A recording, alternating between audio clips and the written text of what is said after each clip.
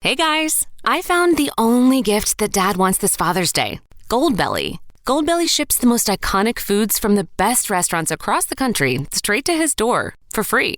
Let him relax and enjoy award-winning barbecue from Texas, epic deep dish pizza from Chicago, or colossal pastrami sandwiches from New York. Make Dad feel like an absolute legend this Father's Day and go to goldbelly.com to get 20% off your first order with promo code DAD. That's goldbelly.com, code DAD. Welcome to another bonus short lecture from the History Teachers Talking Podcast, where Tom or I will lecture on big topics in little time. For more information, you can visit us at www.historyteacherstalkingpodcast.com or visit evergreenpodcast.com.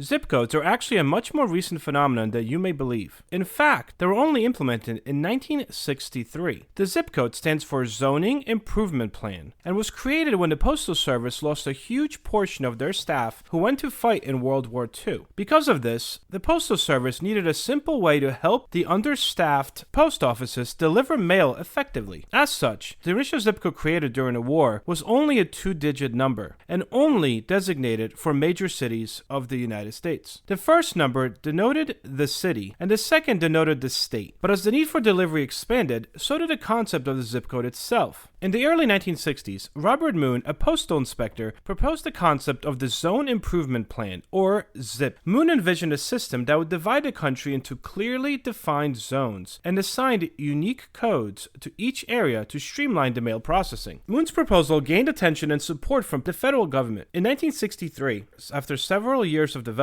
and planning, the zip code system was officially introduced on July 1st, 1963. The U.S. Postal Service selected a 5-digit numerical code format, with each zone representing a specific geographic area. The initial zip code system divided the United States into 10 regions, numbered 0 from east and 9 all the way to the west. Because the first number grows from east coast to the west, the eastern states, such as Maine and New York, begin with the number 0, or sometimes 1, whereas the western states of California and Washington begin with the number 9. Texas is a 7, Nebraska begins with a 6, Iowa with a 5, Ohio with a 4, Virginia, South Carolina, or West Virginia with a 2, and Massachusetts and Maine with a 0. The second digit determines the state within that region.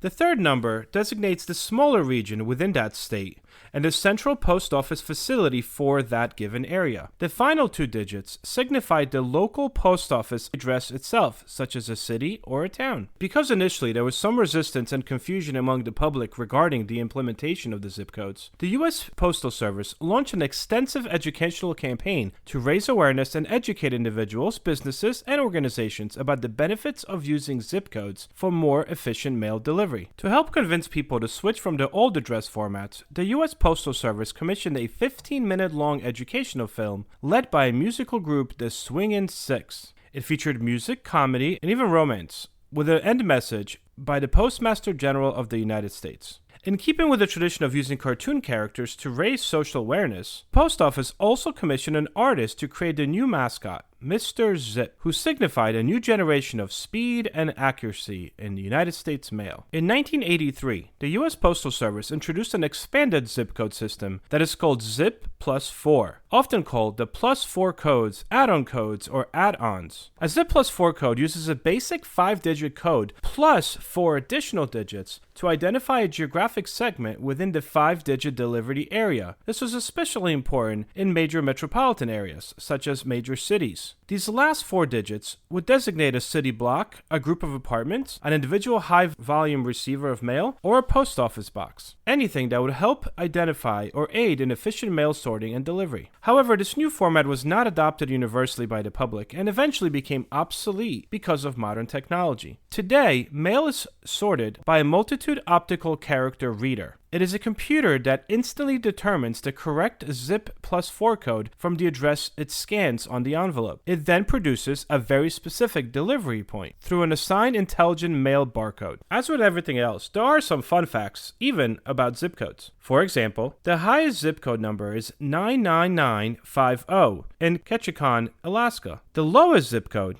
is 00501, which is designated for the Internal Revenue Service, located in New York City. The largest zip code by geography is located around Tonopah, Nevada, zip code 89049, which covers 10,000 square miles and is located between Las Vegas and Reno. Zip code 48222 is the only floating zip code in the country. As a postal ship, the zip code doesn't have a fixed geographical location. The postal ship J.W. Westcott II moves around the Detroit River delivering mail to members of ship vessels in the area. Mail intended for ship crew members is addressed as vessel name, Marine Post Office, Detroit, Michigan, 48222. Can a person have their own zip code? Well, the answer is yes, but only if you're the President of the United States or the First Lady. The President's zip code is 20500-0001, while the First Lady is 20500-0002. Both of these are a subset of the White House dedicated zip code of 20500, which also has +4 codes for its postal station and greetings office. The one other example of an individual with their own zip code happens to be the U.S. Forest Service mascot, Smokey the Bear. Between his popularity as an advertising icon and an interest in the real-life Smokey, who was an orphan bear cub rescued from a 1950 forest fire and eventually interned at the National Zoo in Washington, D.C., he received so much mail that he was granted his own zip code of 20252.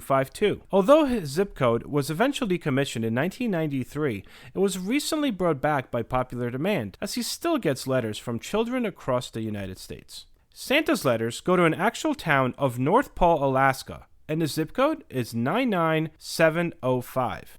Beverly Hills 90210 may be the most famous zip code in the country, thanks to the 1990s TV show, but it's actually not the priciest. That honor goes to Atherton, home to some of Silicon Valley's wealthiest. The zip code has a shockingly high typical home value of $7.36 million. That is not to say that 90210 is not one of the wealthiest zip codes. It comes in as second of the wealthiest zip codes in the country, with a typical home value of $5.11 million. In fact, when looking at the top 10 wealthiest zip codes in the United States, 8 of them begin with the number 9 and are located in California. Only 2 are not. Those begin with the number 1. They're located in New York. Who would have thought that 5 digits would have so much information behind them?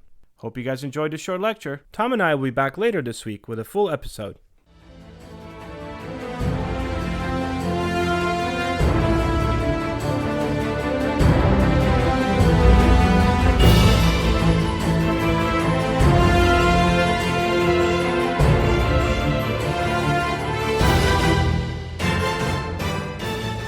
I hope everyone enjoyed our podcast, and if you would like to email us, you can do so at historyteacherspodcast@gmail.com.